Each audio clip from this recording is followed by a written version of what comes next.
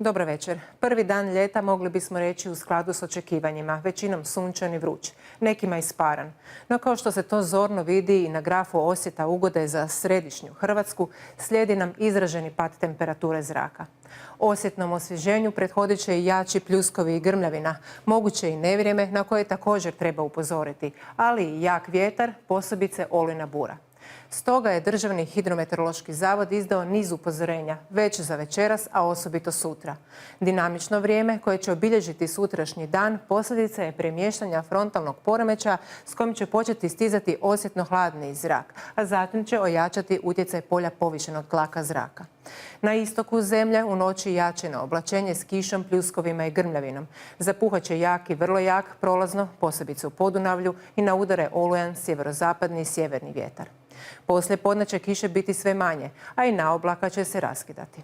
Najtoplije će biti ujutro uz temperaturu između 19 i 23 stupnja, a zatim prema večeri uz vjetrovito vrijeme svježije. U središnjoj će Hrvatskoj također glavnina kiše, lokalno i obilnije, te praćene prolazno jakim i vrlo jakim vjetrom pasti u prvom dijelu dana. Poslije podne sa sjevera prestanak kiše i razvedravanje. Jačino oblačenje s kišom, pljuskovima i grmljavinom do jutra će zahvatiti i sjeverni Jadran te gorje. Pritom će kiša biti i obilnija. Česti će biti i jaki pljuskovi praćen grmljavinom, jakim vjetrom, moguće i tučom. Zapuhat će umjereni jak sjeverni i sjeveroistočni vjetar. Duž obale jaka i olujna, podno Velebita i orkanska bura s kojom će se prema večeri razvedravati. Temperatura zraka većinom od 19 do 24, u gorju poslijepodne i niža. Na srednjem Jadranu i unutrašnjosti Dalmacije postupan porast na oblake, mjestimice već prije podna kiše ili pljuskovi, no bit će češći, a lokalno moguće i izraženiji poslije podne i navečer. Jugo će već sredinom dana okrenuti na buru u sjevernoj Dalmaciji, a prema večeri i drugdje. Najviša dnevna temperatura zraka od 24 do 28 stupnjeva.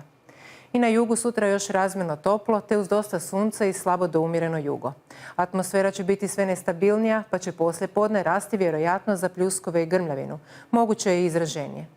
U subotu će se posvuda razvedriti, te će vikend proteći u znaku sunčanog, no razmjerno vjetrovitog i svježijeg vremena.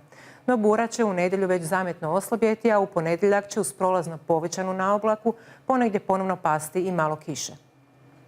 I u unutrašnjosti u nastavku produljenog vikenda uglavnom suho te djelomice sunčano uz temperaturu zraka nižu od uobičajene za doba godine i svakako nižu od one na koju smo navikli.